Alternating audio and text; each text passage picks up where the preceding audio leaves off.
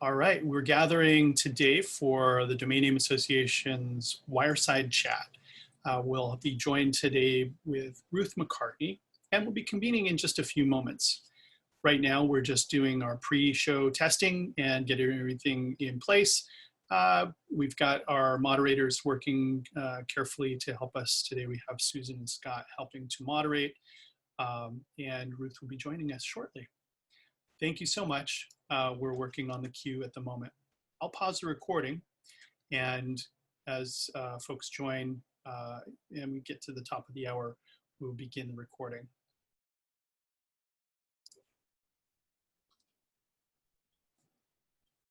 Hi, good morning, good afternoon, and good evening to people joining us today for the Domain Name Association's Wireside Chat with Ruth McCartney. We'll give just another couple moments for people to join as you are coming in.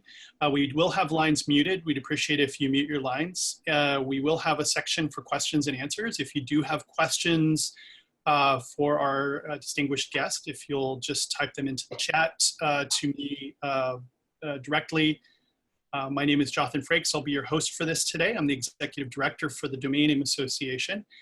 And we will be joined by the wonderful Ruth McCartney, who is going to share her experience and wisdom on domain names and media and some of the things she does for some quite amazing clients. And we will get started in just a moment. Ruth, thanks for joining us today. Absolutely, my pleasure. For you and for the man who wrangled that really important domain name for me while I wasn't watching. Thank you. Oh, I always keep an eye out for people. I've helped a few celebrities attain domain names. My name's very similar to the actor Jothan Frakes, the guy who played Riker in Star Trek: The Next Generation. And I've been reaching out to him a variety of ways. I have his name just sitting ready when he comes. But I've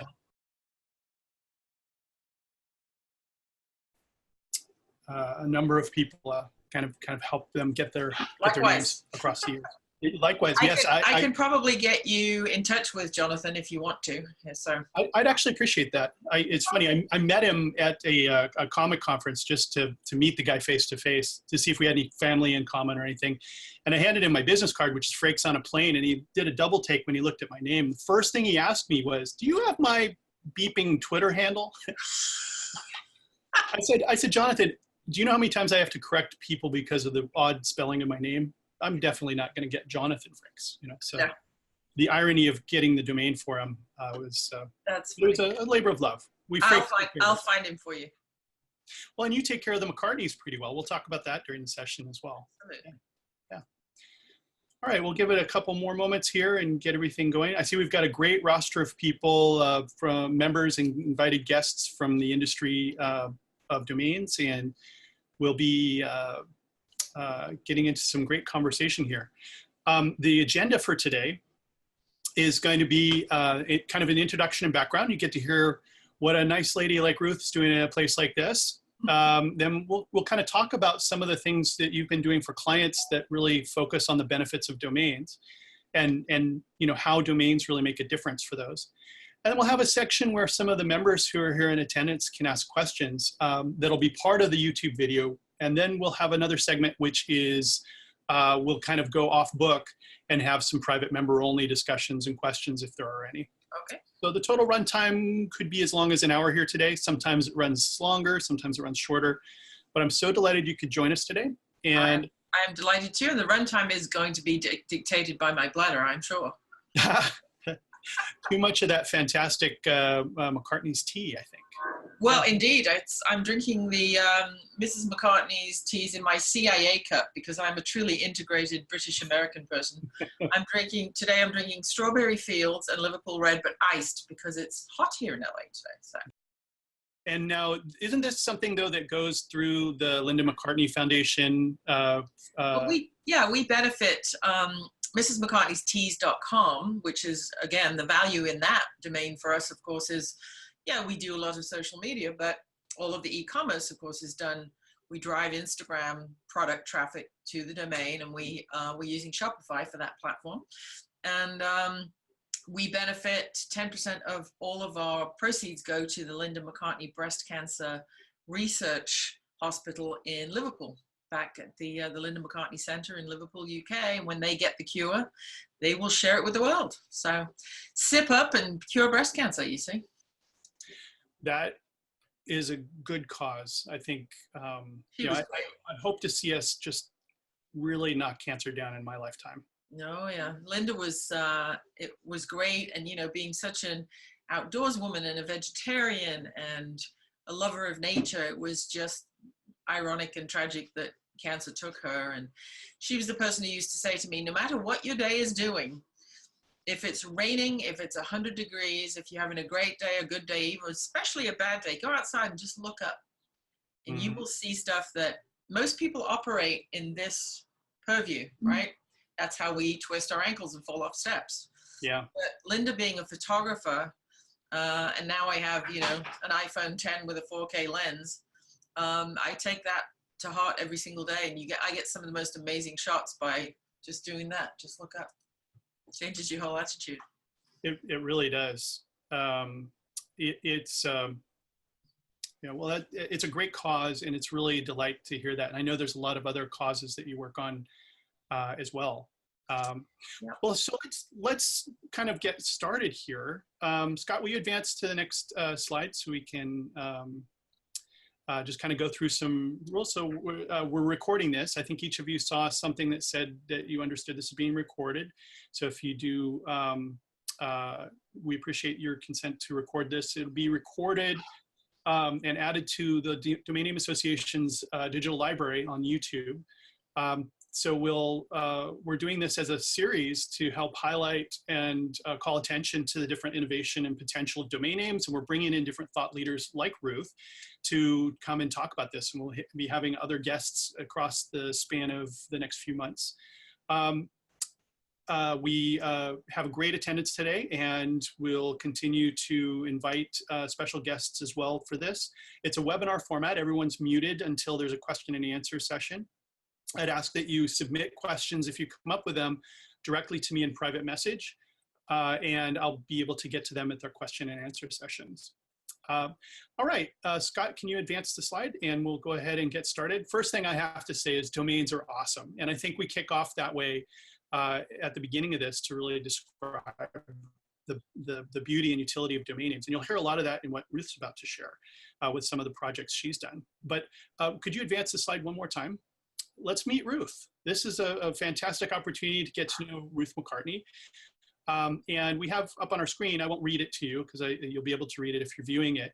But Ruth, you got an early start into media, and not only that, but you carried that forward into the digital age. And I think that's just remarkable and fantastic. And so could you tell us all about you and what you do at McCartney Media, and maybe kind of lead us into it, a little bit of a background on yourself? Sure. McCartney Multimedia, and now McCartneyMedia.com, thanks to you,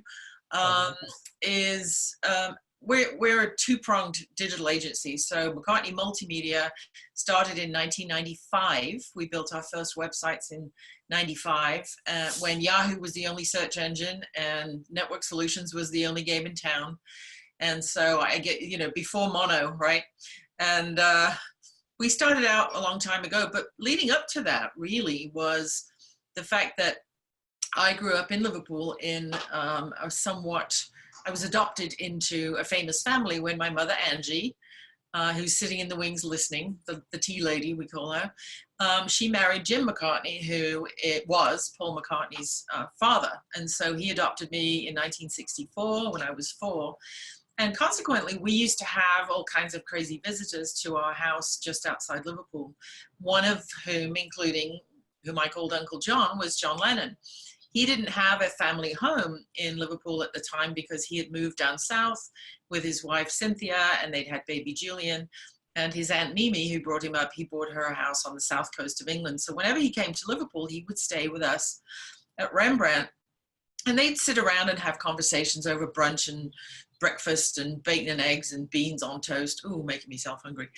Talking about the customers. And I was, 5, 6, 7 years old at this time. And I would be like, who are they talking about? The customers, they haven't got a shop. And John always called the fans the customers. And he used to wax on about, imagine if we knew what the customers wanted for the next single, for the next record, and so on and so forth. So the fan mail started coming in, obviously, especially after Ed Sullivan. And the fan mail started coming in sacks, and it would be addressed to Paul, Liverpool, or Paul McCartney, England. And God love the post office, the old UK postman. They used to find our house, and we had 2 deliveries a day in those days. We had mid-morning and mid-afternoon. And so we would sometimes get 5 or 6 big burlap sacks every day of mail, which had to be opened and dealt with, because my mother, Angie, had been a secretary in her career. And I was taught at a very early age to value the customer's information. So all of the envelopes were opened and stamped and dated. And if a fan had written her birthday down or any special request or any information, that went on a 3x5 card. And those went in shoe boxes we used to get from the local shoe store. And we kept what began to be a database. And then the fan mail would be processed, taken through to Liverpool and given to my Aunt Frida Kelly, whom, if there's any Beatle fans, there's a fantastic documentary called Good Old Frida. My mom's in it also. And that was my early beginnings of understanding the power of a customer database, because John Lennon used to call them the customers. Fast forward 40 years, and we opened our own ECRM system built on PHP, custom PHP at iFans. And we now don't look at we're in the middle of doing the website, but ifanz.com is the forerunner of Constant Contact, MailChimp, all of those. We opened that in 1998. And we babysit 14 million data records for our 2,000 subscribers.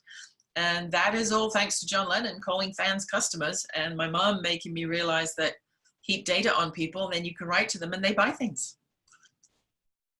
So there you go.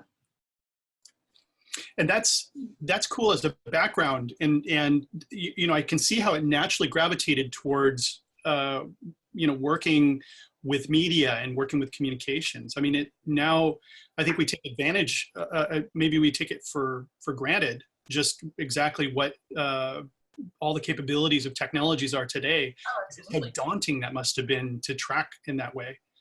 Well, when we started building domain names, and I just called all of my old friends, like singer-songwriter Andrew Gold and David Cassidy and Mick Fleetwood, and said, do you know there's a thing called a .com now? You can't have a .org because you're not a charity, and you definitely can't have a .edu or a .mil, and nobody really knew what .net meant back then. And so I said, you know, you should all change your name by deed poll to so-and-so.com. And so it was funny, a lot of them went on stage during that era. We got their domain names for them, and a lot of them went on stage and introduced themselves as, hi, you know, good evening, my name's davidcassidy.com. And I literally talked them into, you know, saying that their domain name was their trademark, was their brand, was their everything. And that was when FileMaker Pro suddenly announced, wow, you can publish databases to the internet. We were so excited. So all of the emails that used to come in every day saying, put me on a fan list, or can I join the fan club? They all went into FileMaker Pro, that all went into iFans, and then, you know, bingo, 40 years later, we have millions of names double opted in and all of that good stuff. And that was really the birth of McCartney Multimedia. So we started grabbing up domain names for clients and then building content and properties on them. And then, of course, along came this thing called a search engine. Ooh, what's that? You know, so we had to learn all about the early rudimentary days of SEO, which has changed beyond belief since we've been doing this. But really, I mean, that's your monopoly board. That's your virtual real estate. That is part of a value add of a company, is your domain names. And we, you know, anything McCartney that's relevant to us, I grab. We own hundreds of them, including McCartney.com, which is a story for another day. But I think we deal with a lot of startups, and we deal with a lot of, you know, businesses who've been sort of, you know, very successful and in the trenches, but trying to expand. And we always say to them, you know, hey, do you own your .net, your .live, your .club, your you know, all of those things? Because obviously there are a lot of TLDs now. And so as part of an ongoing concierge service, as the content developer and the web developer, we encourage people all the time, as soon as new TLDs become available, grab it. You know, it's just part of your additional portfolio and adds value to your brand and your bottom line. Now, you've got some amazing customers that you're helping out. I mean, I got a chance to look through your website. I mean, I'm delighted to be talking with you. This is such a treat. But I looked, and you're actually taking the experience you have and taking it to other people as well. Not just in the sense, like our industry has companies that focus on brand registration and brand enforcement, like the Intels and the Googles and the Microsofts of the world and their brands. In fact, one of the people on the line, Cole Quinn from Microsoft, actually manages 65,000 domains for Microsoft. Good grief. Good gravy, right? That's a lot. So you've got, different people that are managing brands, and you're going out and making recommendations not only to large companies, but you're helping out celebrities who have an entirely similar but rather different need set, right? Right. Well, one of the difficulties with a celebrity is you can't say, and when we develop the property, we need to do SEO for you, and we need to verify the domain by putting, the Bing and the Google HTML file in the root server in the directory, whatever, because their egos don't want them to think that anybody's going to have to use a search engine to find them. They think they're just going to put in, my famous name dot whatever, and therefore that person will find me by name. But I think it's just equally as important to explain whether it's, a celebrity, a startup, or a Fortune 100 or 500 company, that, all of the things with your domain needs to be in order. Most people don't know. I mean, we do a lot of domain management, concierge service stuff, white glove stuff. Most people don't know who the registrar is, what the password is, if they have a PIN number, when it runs out, how many years they bought it for, what they should be paying for it. They just don't have a clue. And so that's really where we get a lot of our customers from, is people saying, oh, you want to buy a domain name, ask McCartney Multimedia. And then we, of course, get into conversation with them. And it's a great sales lead for us to say, well, great, you own the shingle. Who's your audience? What is your message? What is your brand? Do you need help developing it? How can we create compelling content, and thus increase not only the value of the business by owning the domain, but increase the domain by increasing traffic? So it's kind of a little ecosystem. It's like when you go to the Luxor in Las Vegas, if you look up after dark, there's every kind of insect, bat, bird, whatever in the light above it. It's an ecosystem that, hopefully feeds itself.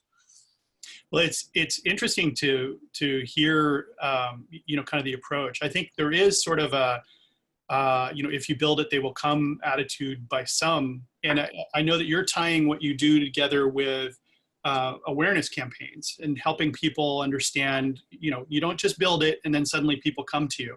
I think celebrities may have, people being more attracted in droves than typical. If you have something that has some innate popularity, that's going to be true. But you still have the challenge of where, like, how do I find this? Well, and the other thing too is a lot of celebrities have millions and millions of followers, likes and thumbs, and anonymous people on social media. But again, back to the John Lennon, unless you know who the customer is, name, address, city, state, birth, date of birth, permission to contact, and last 4 digits of their credit card, what's the point? It's just an ego play. The only people that own the data are the social networks, which is, that's great because that's the advertising ecosystem, and it's making shareholders happy. And I love social media. I think it's a great thing. But we use it as a message to drive traffic to the domain to collect the permission to actually talk to your customer. Let's say you're an actor. So Jim O'Hare is a lovely man. He's one of our clients. He plays Jerry Gergen on Parks and Recreation, did for years. The series came to an end. And most actors who are a recognizable face, but you have to count to 3 to think of their name. Oh, he's that guy from, that kind of thing. So his manager came to us and said, Parks and Rec is ending. We need to build a home for Jim so that, and in his case, and a lot of actors that we handle, it is so that casting directors and screenwriters and people who want to, or who are casting, we'll go and look and see, okay, great, he's got so many followers on Twitter, Facebook, Instagram, what have you. But what is behind this real character? Where is his reel? They don't just want to go to IMDb. They really want to get the essence of the celebrity to attach them to the next project. So a lot of the people we work with and develop content for are using their domain as a platform to springboard their career into the next role, the next film, the next TV show. And they ultimately see the importance of it. A lot of actors, typically in Hollywood, didn't have domains for many, many years. And now they're starting to see the value of actually using it as a 24/7 auditioning platform. No, it's a fantastic thing. I mean, I remember going to Jerry's Deli or Cantor. Well, I don't have them at Cantor's, but you'll see a whole wall full of what I'd call Zeds, right? People's profile pictures where they'd go to restaurants. And they hand these out to kind of entice agents or take them to their casting calls. But the web is 100% all the time on version of that. Well, right. And, if you look at how IMDb started, it was a man in Britain who was a movie obsessive with a bunch of yellow pads, and he would sit around and write down all the data points and get his friends to agree. Then he built IMDb, and that then became so valuable that Amazon bought it. And so there's a star meter, and a lot of casting agents use the star meter. This is all part of, my husband Martin and I wrote a speech called Big Data 5 years ago, and started out going out, touring the country, giving this speech. And people didn't really realize how all of this data was being collected. And what we like to say is that's great and that's fine as long as it's permission-based, but you really need to bring it home to roost. You need to own your own water cooler and tell your own story and control your own brand's destiny. Case in point, when the XXX domains came out, we had all of our clients go and buy their XXX domain and put a 301 redirect onto their main domain so that nobody nefarious could hijack it and create one of these magic Photoshop movies where you can put anybody's face on anybody's body. Sure. So we resold a lot of XXX domains and still do, because people want to, once they get the picture of, oh boy, this is my gathering post. This is where all of my brand and fans and everything acquiesce and come together, and I have control and I have the keys. It's like it's a beautiful thing. It's like a light bulb going on. No, that's absolutely true. And you came up with something I think rather remarkable there. The folks who actually operate the XXX registry are on the call today. Hello. So they'll be delighted to hear that. But the interesting thing in all of this with the deep fakes, I think now the technology is catching up. I don't want to dive into that rabbit hole, but basically that was very prescient. And I think it's indicative of, just how far ahead you're thinking, talking about IoT, talking about big data, and talking about. Well, we have clients in all kinds of sectors. We're currently looking at a bunch of .solar domains. We bought from Bill Doshia, we bought a ton of .buzz domains for all of our newsworthy clients who wanted to simply just put up, a buzzboard, a news board. .live is an important one, because if you want to stream something, especially a pay-per-view event live, and you don't have, let's say, the best bandwidth or dedicated hosting on your main domain, .live is a great one to just own, because you can switch it on, switch it off, and use it as a paywall for live events. So I think all these additional TLDs just add so much more value to every single brand. They just have to, their marketing communications people just need to understand, what fits where and how best to use it to their advantage and when. So you talked a little bit about, you were talking about opt-in and some of the communications just kind of backing up. The thing that we're dealing with right now is this new regulation called GDPR that has swept our realm. And I don't want to dive into that. It's hit everybody. It's been, it's ultimately, hopefully has a good result, but it's really, I think it's had some rather cascading effects, problematic effects, and maybe hopefully good at some point. But the double opt-in you talked about with iFans and what you developed just based off the fan club. Now you built that site like back in 90s, like. We started in 97 and we launched it in September of 98, and it's all custom PHP.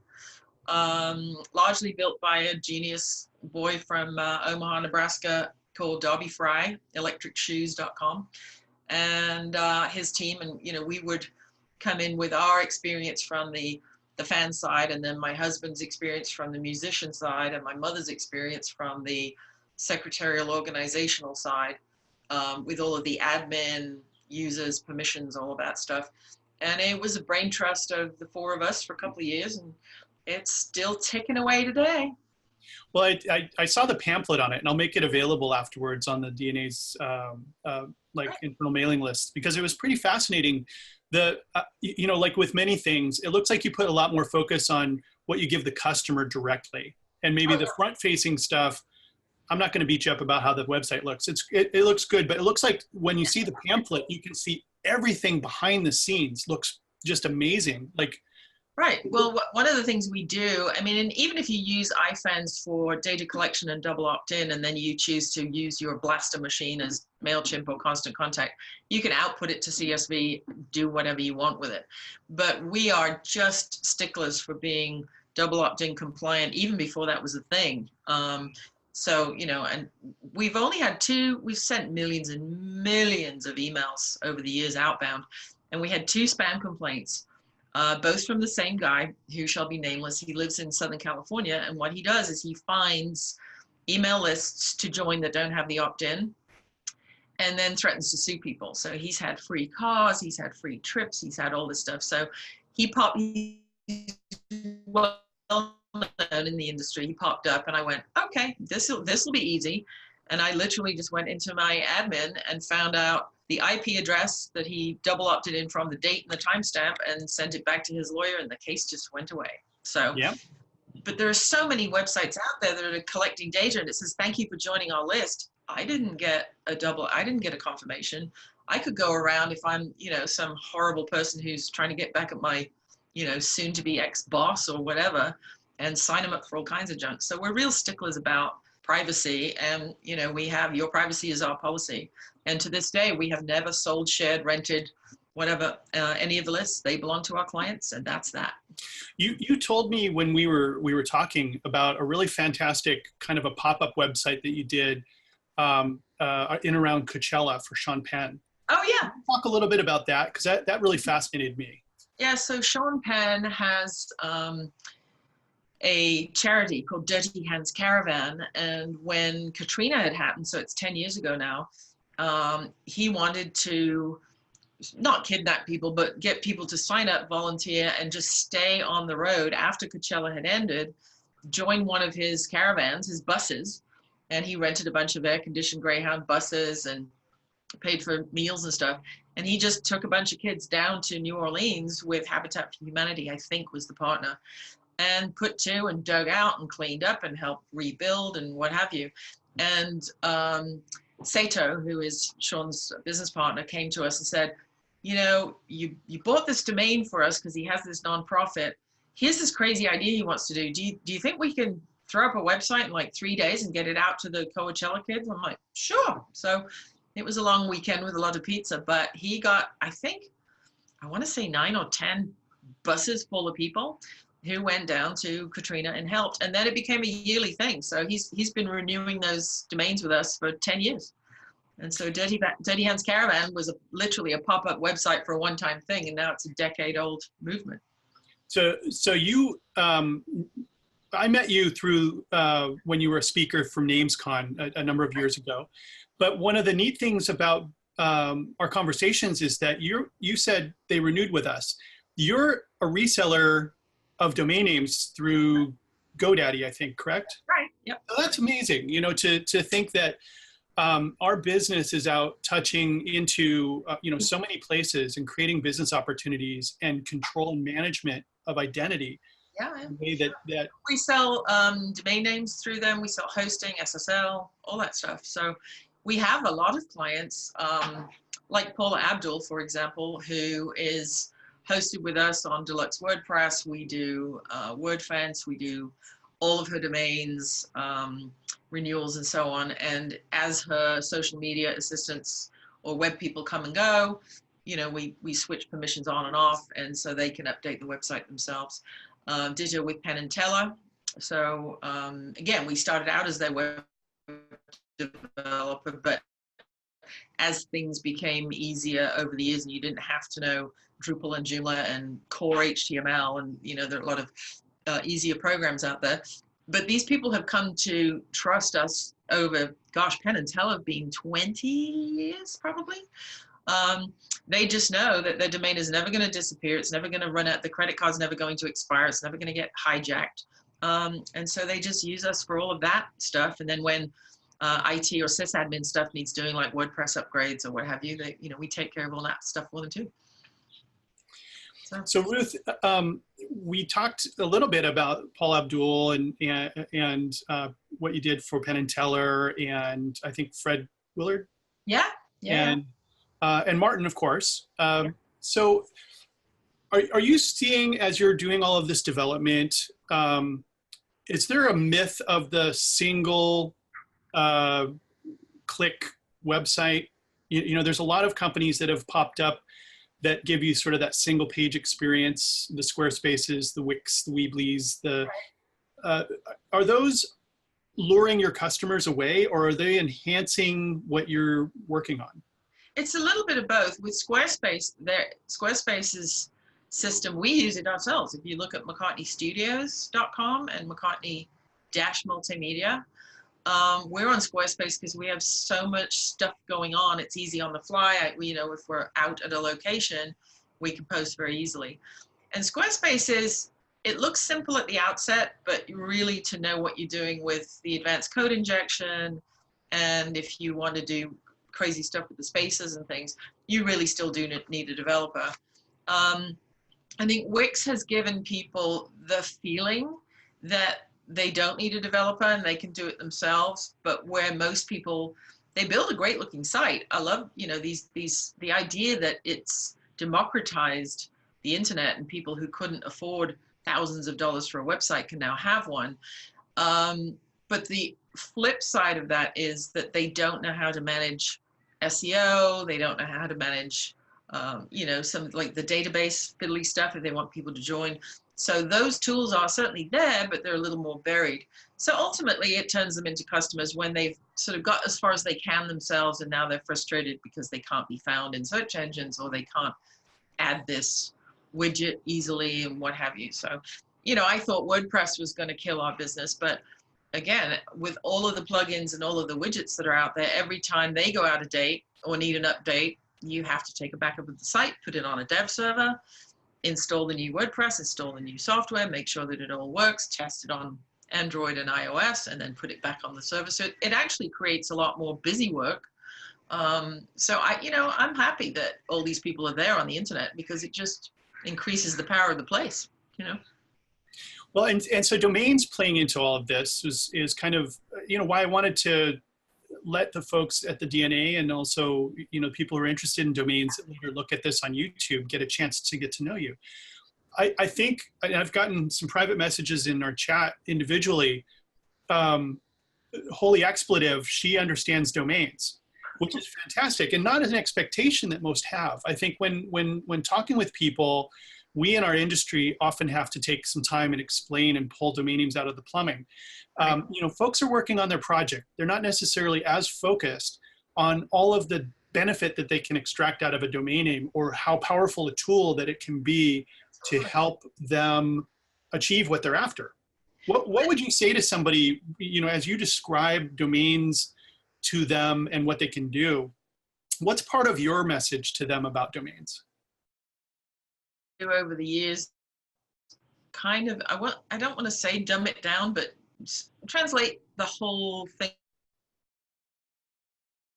School at 15, I never went to college, don't have a university degree, none of that stuff. And I got where I got by not being afraid to ask the dumb questions, right? So I always say there are no dumb questions, there are only questions. There are only dumb answers if the answer's wrong. And so I have come up with a bunch of analogies over the years that, speak, again, it's marketing 101. Who is your audience determines what is your message. So if somebody comes to me and says, well, explain me how the internet works, and I'll say, well, the first thing If you're going to live in that universe, you need a roof over your head, you need a house, you need a title, or you need a lease. So I really explain the domain thing as like the title to a property, right? That's your four walls, that's your roof, that's your foundation. Without that, you're just floating around out there on somebody else's network, you're sleeping on someone's couch. In explaining to people, I've kind of created a plain English bunch of analogies where I say to folks, very first thing you need in business today, it used to be an office and a secretary and a phone bank and business cards. Well, now you need a domain, because without that, you need a roof over your head, you need four walls, you need a foundation. So that is your domain or multiples thereof. Then I say, of course, attached to that house is a garage, and in it is a car, which is the thing that lets you move your message, keep your message on the move. And that is your marketing and communications. And for the whole thing, you need a title for the house, you need a license plate for the car, you need a VIN number, you need paperwork, you need to go to the DMV and all that. Do you really want to do all of that? Or should we just handle that for you? Tell me your story, buy a bunch of domains for you, and we'll handle the registration, the renewals, the ownership, the paperwork, whether it's private or not. And then we'll talk about content. Then we'll talk about what goes in the house. We can arrange the furniture and hang the paintings later. That's content. But the roof over your head and where you are going to have your title is your domain or multiples thereof. So I've developed just a bunch of acronyms that analogies that people understand. And they go, oh, and you see the light bulb go on and you're like, okay, check that off the list. We're managing the domains. The interesting thing, I think you saw across your time in media, quite a few changes where, we went from 3 television networks down, and now we have hundreds. Yeah. You've seen this in radio, you've seen this in media, in other areas, but the domain name industry now is trying to support, multiple categories and stratification. Sure. What do you think are our challenges and in kind of getting out there and helping let people know there's more than just NBC, ABC, CBS? Are you talking as far as the TLDs? Yeah, really talking about the TLDs in a primary focus. Well, I think, obviously each registrar has a challenge in as much as it's not just selling, for the most part, it's not just selling one TLD. There are lots and lots of them. So, if I was in the marketing and branding for, any registrar that has a bunch of them, I would develop a whole series of, we call them spotlights at McCartney Studios, 15 to 30 second video, because people consume video more than anything now. 15 to 30 second, what would you do with your .live, .buzz, studio, lawyer, whatever. Develop a bunch of bite-sized content and push that out onto social media to drive traffic back to the registrar, so that you kind of have to spark the idea with people. They know it's all there, but they're like, but what would I do with it? But here's the Vulcan mind melt thing. You create the message from here and you project it onto somebody. When they come to you, they think they thought of it. So it's already a sale, because you've given them ownership of this idea. What would you do with you ask them a question, and when they self-answer it and come to you to buy that domain, they already have an idea of what they want to do. So you don't have to talk them into it. Yeah, that's brilliant. Well, and one of the questions that I got actually came from the audience, which was, you talked about how celebrities are registering their adult names. Are they now more or less concerned about their names in adult-related TLDs? Has it changed since XXX was released, sort of the approach? They are actually more concerned now because of all of the new technology that put, if we saw it recently, Kate McKinnon from Saturday Night Live doing her impersonations, and the video technology that puts Hillary Clinton's face on it. The Larry David on Saturday Night Live was the example that was on all of the national news media recently. Larry David from Curb Your Enthusiasm was playing Bernie Sanders, and they put Bernie Sanders' face on the video. So the technology is getting really good that, you know, if you were, God forbid, Cardi B, and there's so much video of you out there from your own social media feed that people can lift and put on heaven knows what. We stress on Hollywood that concern has actually risen. They should be really more concerned about that than they were back in the day when XXX launched. So could one say that you know, adding XXX as an extension to the internet, the part of the belief, I believe, at the time was to, you know what you're going to get and you know what you can avoid. Right. And I think that was absolutely valuable because it made parent and safety blockers easier for, you know, parents to manage their kids viewing and so on and so forth. And I think to have them swim in a separate lane with that vertical of the business was a great idea, is a good idea. But there are always one or two, there's one bad apple in every crowd, right?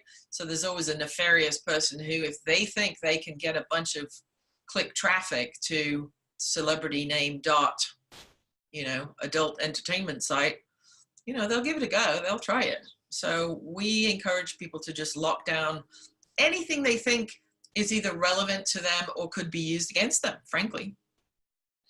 So, I mean, I often talk about the conversation my son actually had with the Department of Commerce at one of the ICANN meetings. Was she was asking about all these protests that were going on at the time XXX was being approved, and he was 5th grade, and he just said simply, you know, I got in trouble in the library because I went to whitehouse.com instead of whitehouse.gov. Mm-hmm.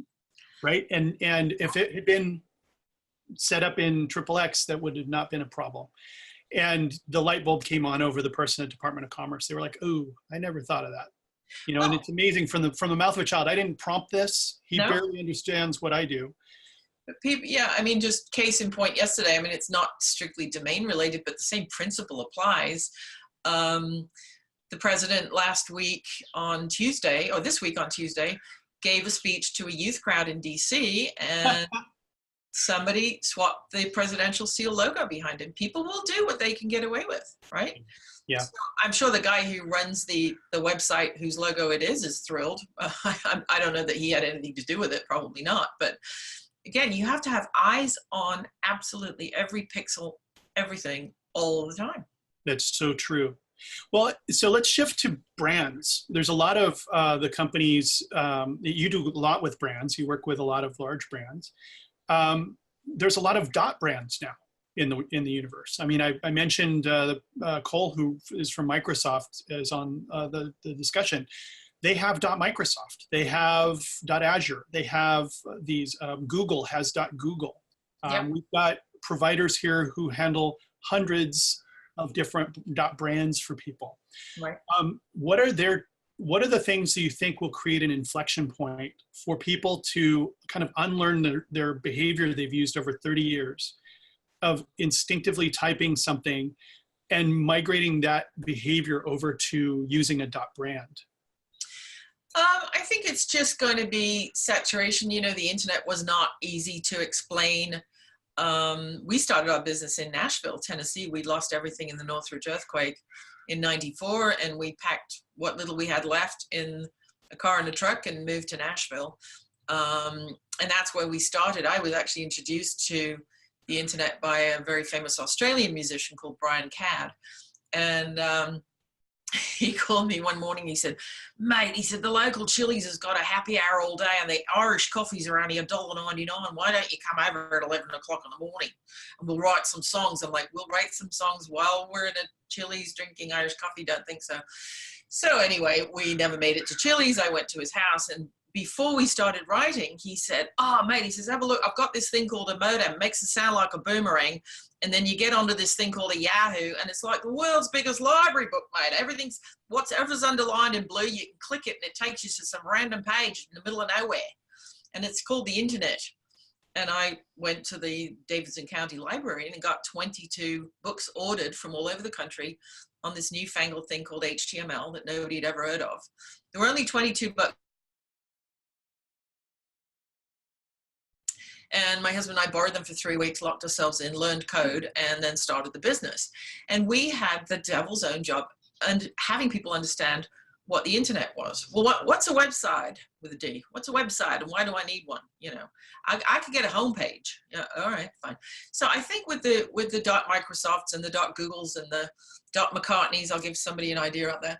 I think it's just going to be a question of time. I think you're just going to have to get people away from, the old original everything is .com. Well, sure, .com is a very important founding father of the internet, but times there are changing. So I think it's a question of saturation plus time equals recognition and messaging too. That's part of my big thing is simplify. In songwriting we say don't bore us, get to the chorus. So we literally condense the message and say, did you know that you can find some great stuff at whatever. So that is awesome. And Ruth, one of the best answers I've heard, actually. I think we are at an evolutionary knee, I think, in terms of where this will go. So this is kind of, as I'm looking at time, we're at the end of the segment that we're going to put up on YouTube. Okay, cool. So I'd like to encourage people. There's a fantastic charity supported by your teas that your mother sells. Yep. What's the URL for that again? Is Mrs. McCartney's teas.com, and it's the Linda McCartney Breast Cancer Research Foundation in Liverpool. And so we are also, if you're a Beatle fan and you want to read a daily rock and roll blog curated by my husband Martin, that's mccartney.com. Okay. And then the main website is mccartneymultimedia.com is our branding company. And the video commercial production we represent for great young directors, and we're producing lots of video and little spotlights and bite-sized pieces for the internet, is mccartneystudios.com. Thank you so much. And if people want to reach you, I am really, really easy to find. I'm Ruth at mccartney.com.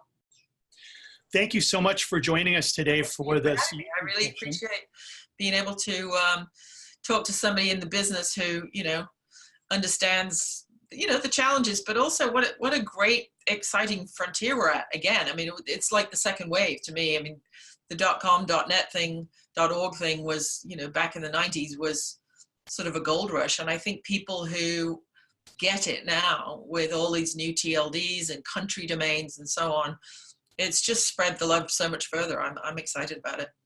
There's lots of opportunity. And thank you for helping us raise awareness. And I'm really delighted that you could lend some time today. You're so very welcome.